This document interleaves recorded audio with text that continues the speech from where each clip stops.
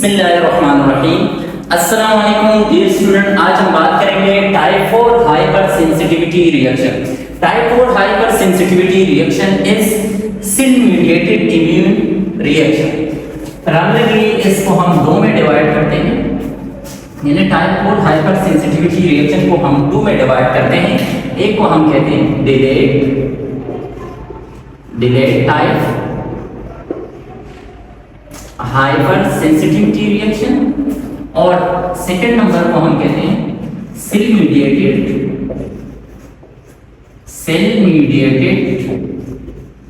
Cytotoxicity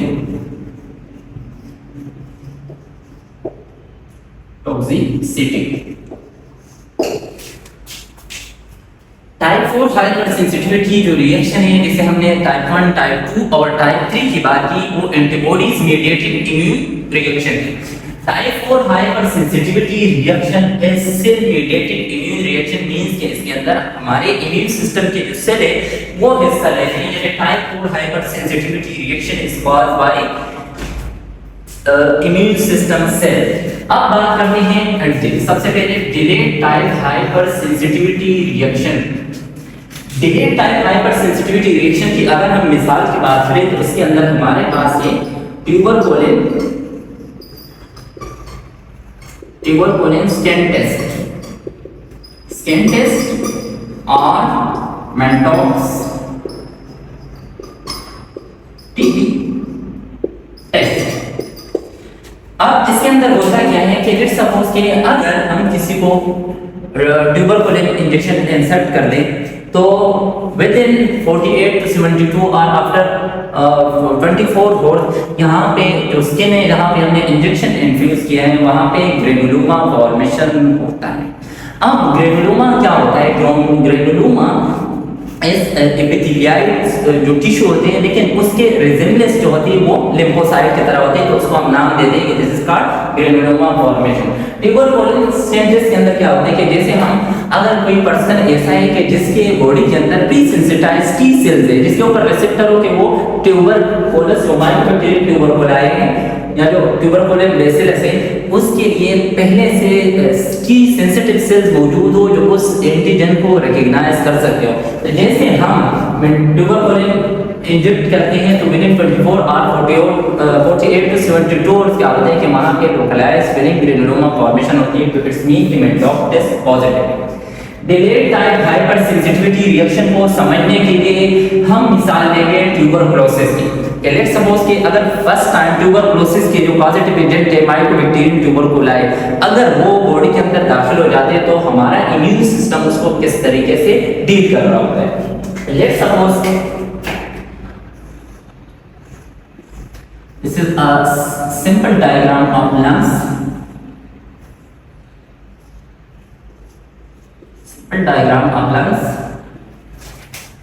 Let's suppose this ये red जो है ये ट्यूबरकुलस या माइकोबैक्टीरियम ट्यूबरकुलोसिस के कॉजेटिव एजेंट है। अब जैसे ये रेस्पिरेटरी ट्रैक्ट के अंदर दाखिल हो जाते हैं तो यहाँ के जो लोकल मैक्रोफेजेस होते हैं वो इसको फेगोसाइटोस करते हैं, ये इनसाइड सेल आ जाते हैं। अब इस मैक्रोफेजेस को मैं यहाँ पे एनलार्ज कर देता हूँ कि मैक्रोफेजेस इस ट्यूबरकुलोसिस के एंटीजन को किस तरह प्रोसेस कर रहा होता है। Let's suppose this is mycobacterium tuberculae clear, और दिस इज आवर मैक्रोफेजेस जब इसको फेगोसाइटोस करते हैं तो इसके अंदर डिस्ट्रक्टिव एंजाइम होते हैं, लाइसोसोमल एक्टिविटी इसके ऊपर होती है। सबसे पहले क्या होता है लाइसोसोमल एक्टिविटी होती है, तो let's suppose this chemical is lysosomal destructive enzyme. तो इस ये जो एंटीजन है या जो माइकोबैक्टीरियम ट्यूबरकुलाई है ये पार्शियली डिग्रेडेड हो जाता है। अब कुछ माइकोबैक्टीरियम ट्यूबरकुलाई ज्यादा रेजिस्टेंस शो करते हैं तो मैक्रोफेजेस के अंदर भी माइकोबैक्टीरियम ट्यूबरकुलाई की मल्टीप्लिकेशन या ग्रोथ स्टार्ट होगी।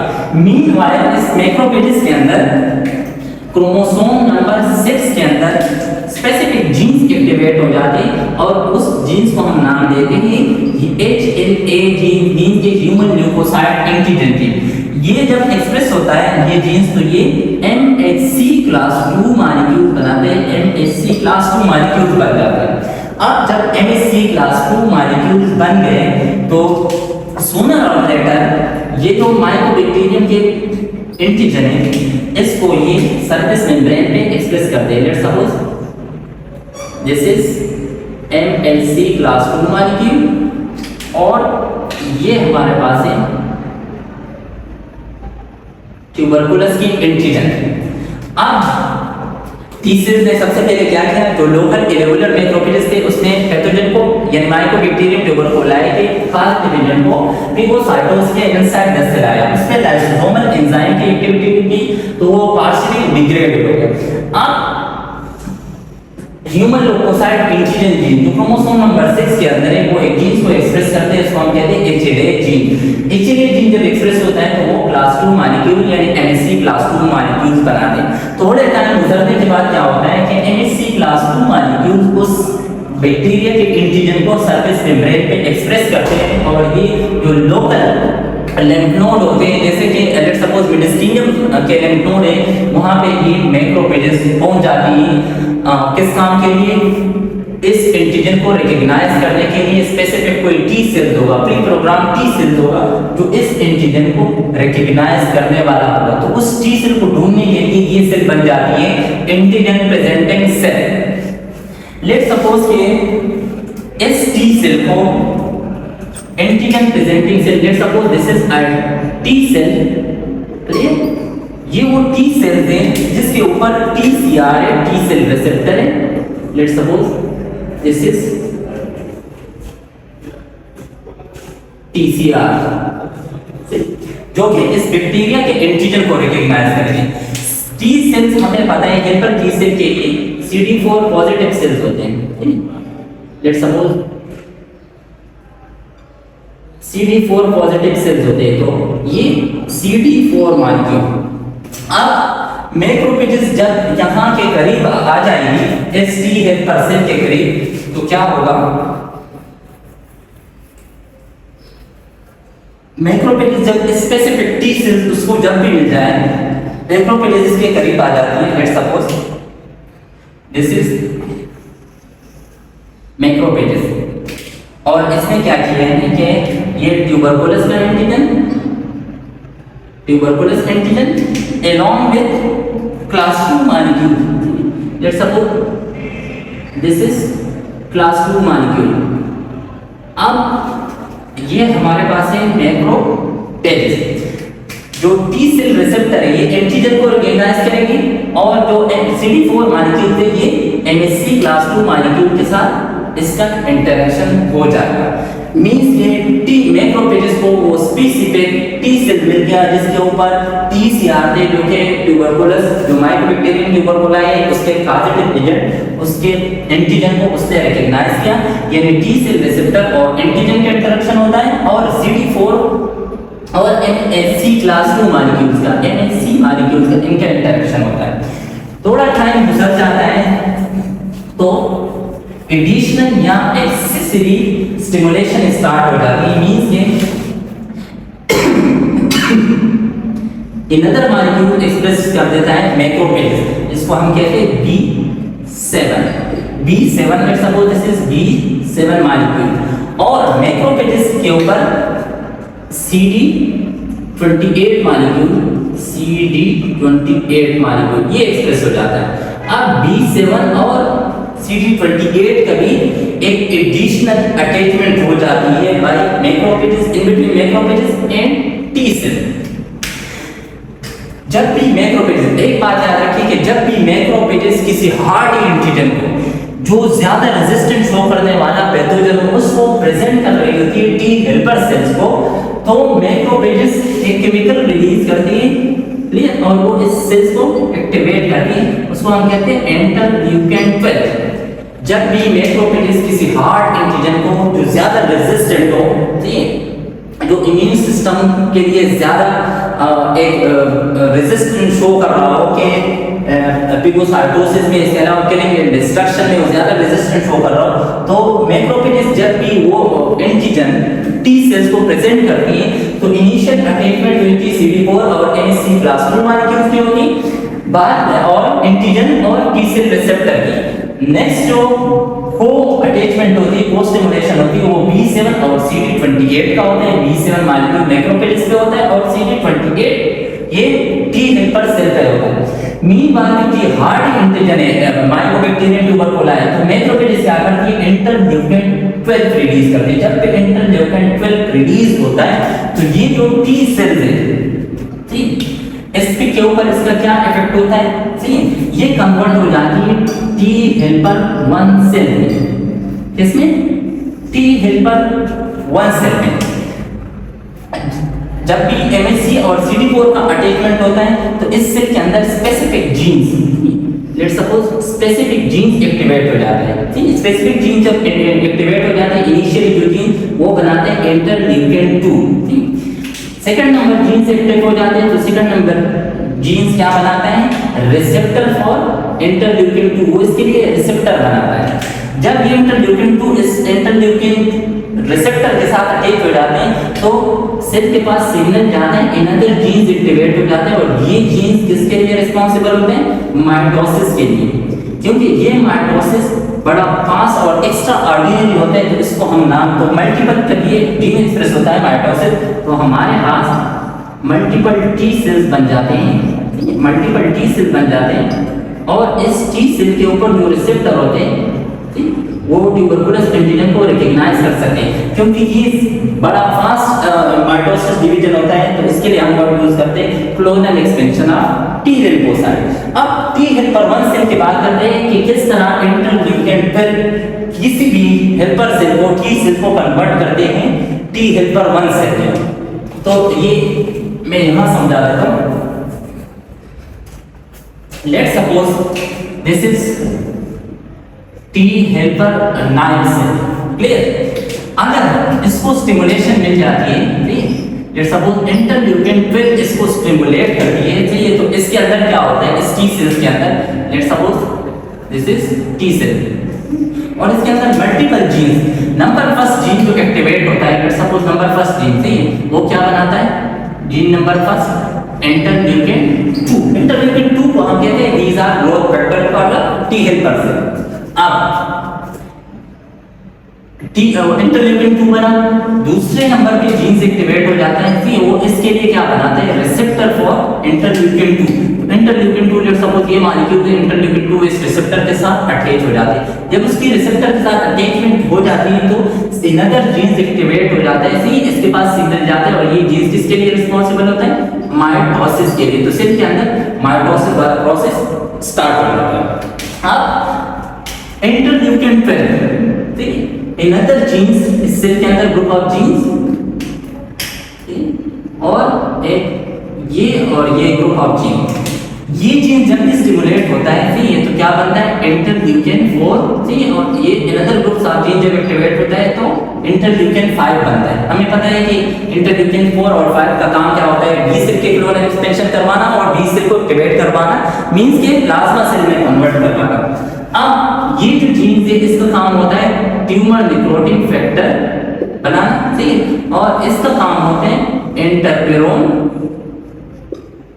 गामा, ये वाले inflammatory mediator banana under the influence of interleukin 12। ठीक है, ये बात याद रखें कि जब भी मैक्रोफेजेस इंटरल्यूकिन 12 रिलीज करता है, ठीक है, इंटरल्यूकिन 12 रिलीज करता है तो सबसे पहले जीन नंबर 1 एक्टिव हो जाता है, वो इंटरल्यूकिन 2 बनाता है। दूसरे नंबर वाला जीन जो होता है ये वो उसके लिए रिसेप्टर बनाते हैं, थर्ड जीन एक्टिवेट हो जाता है और सेल के अंदर माइटोसिस प्रोसेस होता है। लेकिन under the influence of interleukin 12 ये जो जीन्स है शट अप हो जाते हैं, ये एक्सप्रेस नहीं होता है, इसकी एक्टिविटी स्टॉप हो जाती है। तो नो इंटरल्यूकिन 4 एंड इंटरल्यूकिन 5 क्या रिलीज होगा, tumour necrotic factor alpha and interferon alpha. अब आ जाए कि अगर इस मैक्रोफेजेस को इंटरल्यूकिन 4 मींस कि मैक्रोफेजेस ने जो एक्स्ट्रा या एक्सेसिव स्टिमुलेशन दी वो इंटरल्यूकिन 12 की दी, इंटरल्यूकिन 4 की दी, तो ये वाले जो सेल्स है ये किस में कन्वर्ट होगा, ठीक है, ये हुआ T helper 1 cell, clear, T helper 1 cell. अब आ गया टी हेल्पर 2 सेल की बात करते हैं। Let's suppose this is T helper 2 cell, T helper 2 cell, let's suppose this is T cells और मैक्रोफेजेस ने इसको स्टिमुलेशन दी, ये मैक्रोफेजेस ने स्टिमुलेशन दी इंटरल्यूकिन 4 की। अब इंटरल्यूकिन 4 इसके अंदर सबसे पहले क्या एक्टिविटी होगी, जीन्स नंबर 1 एक्टिव होगा, वो इंटरल्यूकिन 2 बनाएगा, सही। कुछ एक्टिविटी दोनों सेल के अंदर सेम होती है। दूसरा जीन्स एक्टिव होगा, सही, वो इसके लिए रिसेप्टर बनाएगा, यानी इंटरल्यूकिन 2 के लिए रिसेप्टर बना देगा, सही। Let's suppose this is interleukin 2 receptor. Third number gene जो एक्टिवेट होगा, सही, ये जीन्स का काम क्या होता है, माइटोसिस करवाना इस टी सेल की, clear. Next group of genes this, और ये ग्रुप ऑफ जीन्स ये रिस्पॉन्सिबल होता है इंटरल्यूकिन 4 के लिए, और ये जीन रिस्पॉन्सिबल होता है इंटरल्यूकिन 5 के लिए। ये जीन ट्यूमर नेक्रोटिक फैक्टर और ये इंटरफेरोन गामा। अब जब इंटरल्यूकिन 4 की स्टिमुलेशन मिल जाती है टी सेल्स को, तो सबसे पहले इंटरल्यूकिन 2 रिलीज हो जाता है, दूसरा जीन से एक्टिवेट हो जाता है, उसके लिए रिसेप्टर बनाते हैं, इंटरल्यूकिन 2 के लिए रिसेप्टर। थर्ड जीन एक्टिवेट होता है तो सेल के अंदर माइटोसिस वाला प्रोसेस होता है, क्लोनल एक्सटेंशन होता है। Under the influence of interleukin 4 ये जीन एक्टिव होता है, ठीक है, जीन्स और interleukin 4 and genes for interleukin 5 ये एक्सप्रेस होता है, लेकिन ये वाले जो जीन्स होते हैं इसकी एक्टिविटी स्टॉप हो जाती है। तो इस टी हेल्पर 2 सेल के अंदर कैपेबिलिटी होती है, क्योंकि इंटरल्यूकिन 4 और 5 रिलीज कर रहे हैं, तो इंटरल्यूकिन 4 को हम कहते हैं कि this is growth factor for the B cell, और इंटरल्यूकिन 5 बी सेल को यानी वही लिम्फोसाइट को कन्वर्ट करते हैं प्लाज्मा सेल में, और एक्टिव प्लाज्मा सेल फिर क्या बनाती है, एंटीबॉडीज बनाती है। हाँ, एक और बात याद रखें कि अगर इंटरल्यूकिन 4 के जो इंफ्लेमेटरी मेडिएटर है, अगर इनकी क्वांटिटी ज्यादा हो तो अमाइनोग्लोबुलिन के बनेगी, वो अमाइनोग्लोबुलिन ए बनेगी। अब ये तो हो गया concept of T helper 1 and T helper 2 से। मैं रिपीट कर देता हूँ कि ये सेल से अगर मैं प्रोटीन से इंटरल्यूकिन 12 की स्टिमुलेशन दी तो टी सेल कन्वर्ट होगा टी हेल्पर 1 सेल में, और T helper 1 cell B lymphocyte को एक्टिवेट नहीं कर सकती। अगर मैक्रोफेजेस ने टी सेल को एडिशनल स्टिमुलेशन दी अटैचमेंट इंटरल्यूकिन 4 की, तो ये सेल कन्वर्ट होगा टी हेल्पर 2 सेल में। अब आ जाए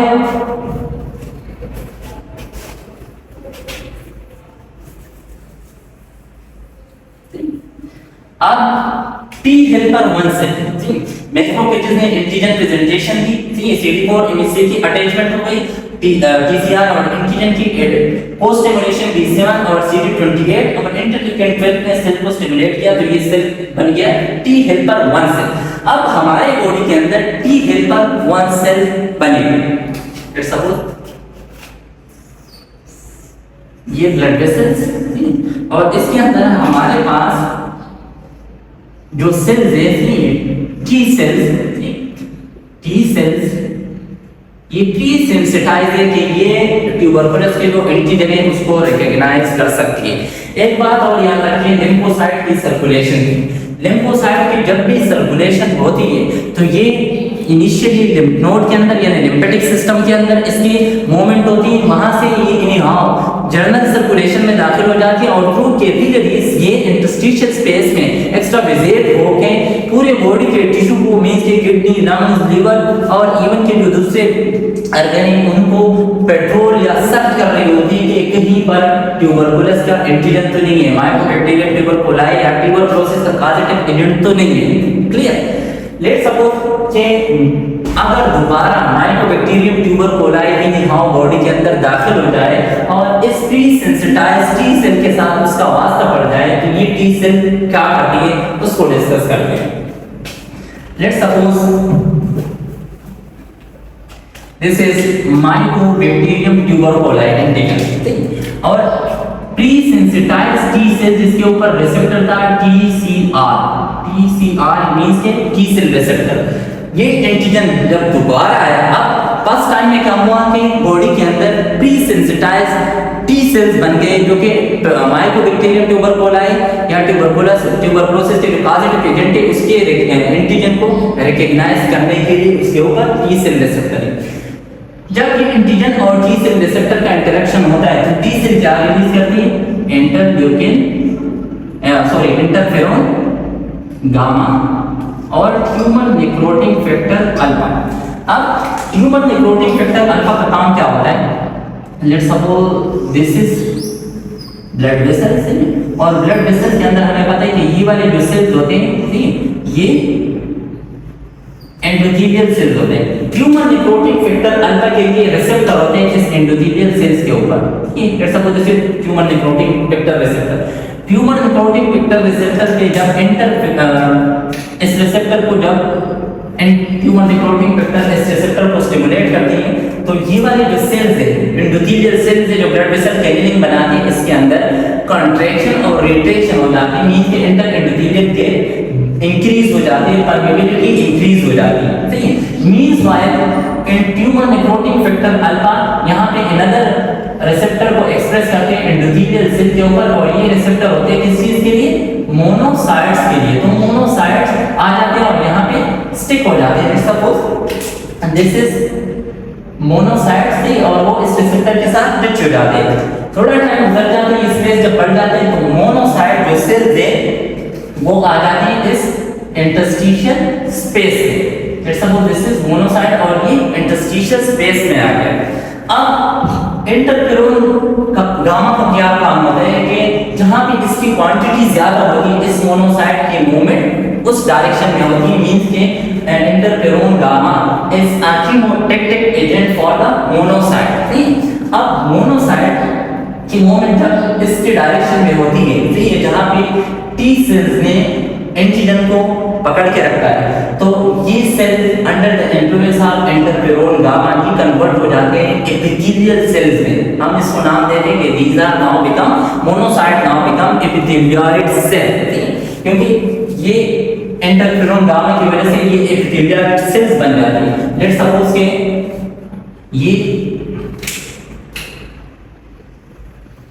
ये मोनोसाइट थे और ये यहाँ पे पहुंच के थे क्या बने? Epithelial cell.